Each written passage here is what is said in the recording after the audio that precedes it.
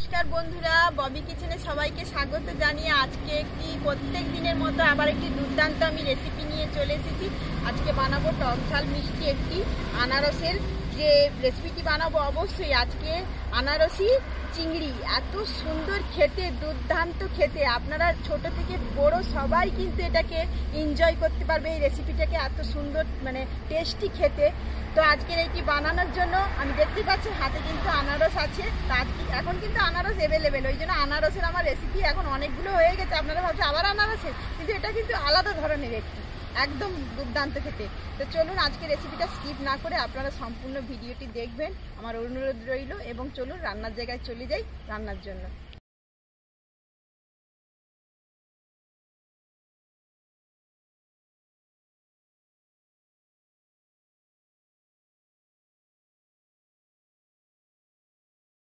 বন্ধুরা, আমি কিন্তু রান্নার জায়গায় চলে এসেছি। এবার আনারসটাকে কেটে নেব। এটা একটা ম্যাড্রাসি আনারস, তো এটার হাফটা আমি রান্না করব।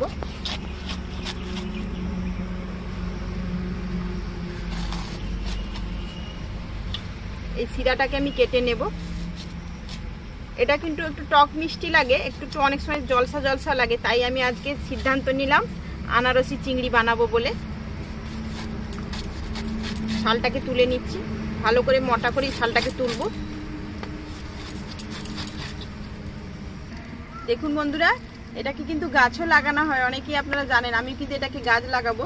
তো আপনাদেরকে আগে একটা ভিডিওতে বলেছি, যারা নতুন হয়তো দেখেননি, যারা নতুন আমার ভিডিওটি দেখছেন, তো তাদেরকে বলছি, এই যে দেখুন, এই যে পকের যে সাদা অংশ পাতাটা, এটা কিন্তু ঔষধি। বাচ্চাদেরকে, বড়দেরকে, বাচ্চা বড় যাদের কৃমি হয় তারা কিন্তু ওই পকের সাদা পাতাটাকে কেটে, তো আমি কেটে দেখাচ্ছি। এই সাদা অংশটাকে এভাবে কেটে 5-6-7টা এখানে এটাকে ছিঁচে রস বের করে একটু লবণ দিয়ে, 1 চিমটে লবণ দিয়ে এটাকে 3 দিন যদি খামান, এটা কৃমি ভালো হয়ে যায় বা কৃমি বের হয়ে যায়। বর্ষাতে কিন্তু অনেক সময় বেশিরভাগ কৃমি হয়ে থাকে, অবশ্যই এটাকে মনে রাখবেন। বন্ধুরা, আপনাদেরকে বলেছিলাম আগেও, তো আনারসের চোখগুলোকে তুলে নিতে হয়, না হলে কুটায়, গাল কুটাবে খুব। দেখুন, কাঁটা চামচ দিয়ে কিন্তু সহজেই উঠে যাবে। এরকম করে আমি তুলে নেব। এই দেখুন, উঠে যাচ্ছে। এরকম করে সবগুলো আমি তুলে নেব।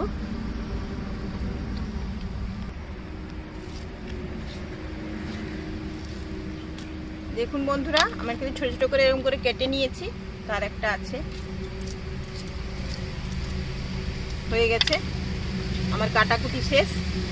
এবং কিন্তু মশলা বাটার জন্য কি কি মশলা নিয়েছি, এখানে নিয়েছি রাই সর্ষে, একটা কাঁচা লঙ্কাটা লাল হয়ে গেছে, এখানে নিয়েছি চালমগজ আর পোস্ত। এগুলোকে সব একসঙ্গে কিন্তু আমি বেটে নিচ্ছি।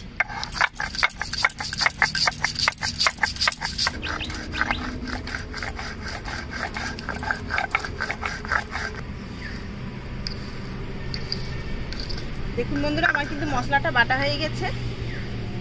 কড়াইটা বসিয়ে সাদা তেল দিয়ে দিচ্ছি চিংড়ি মাছ ভাজার জন্য। এখানে আমি 100 গ্রাম চিংড়ি মাছ নিয়েছি, এখানে নুন হলুদ মাখিয়ে দিয়েছি মাছটা। তো আমি দিয়ে দিচ্ছি, তেলটা গরম হয়ে গেছে, মাছগুলোকে আগে ভেজে নিচ্ছি।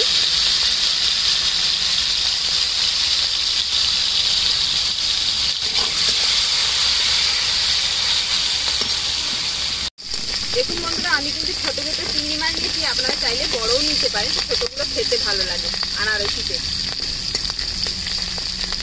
চিংড়ি মাছগুলো ভাজা হয়ে গেছে, এবার এগুলোকে তুলে নিচ্ছি।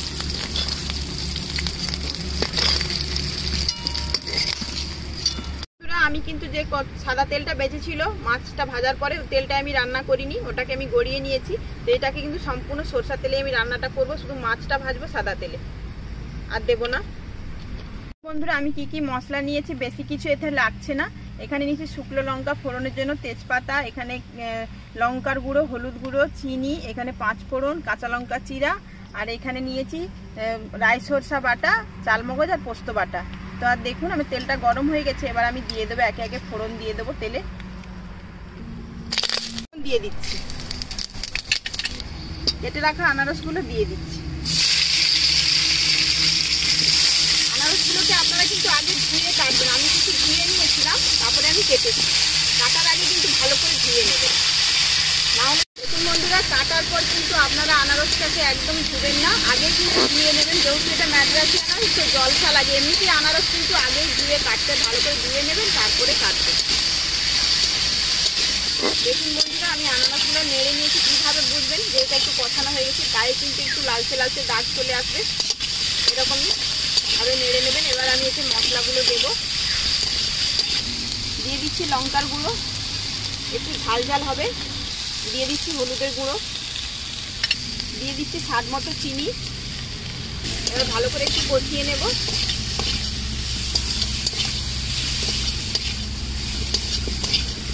দিয়ে দিচ্ছি স্বাদ মতো লবণ। তো এতে একটু লবণ একটু মিক্সচার বেশি দিতে হবে, যেহেতু আনারস, তাই আমি দিয়ে দিলাম। এটা কিন্তু টক মিষ্টি ঝাল হবে,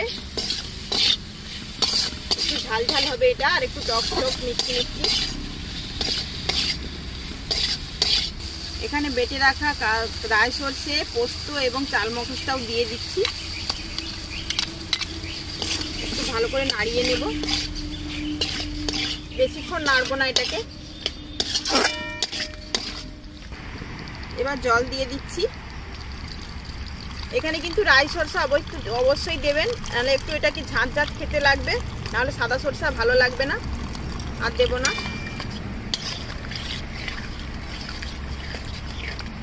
কয়েকটা চেরা কাঁচা লঙ্কা দিয়ে দিচ্ছি। অনেকটাই ঝাল দিয়েছি, এটা ছোট ছোট বলে ভাববেন না, কিন্তু প্রচুর ঝাল।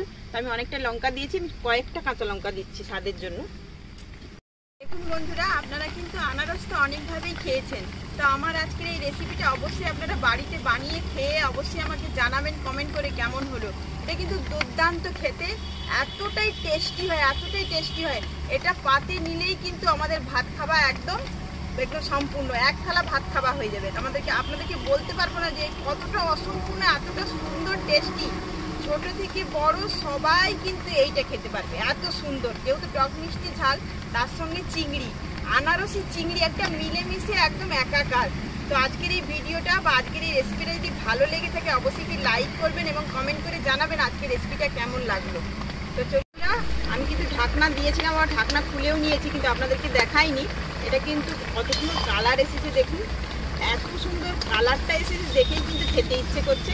এটা অনেকক্ষণ ফুটিয়ে নিয়েছি। তো এবার আমি ভেজে রাখা চিংড়ি মাছগুলো উপর থেকে দিয়ে দেবো।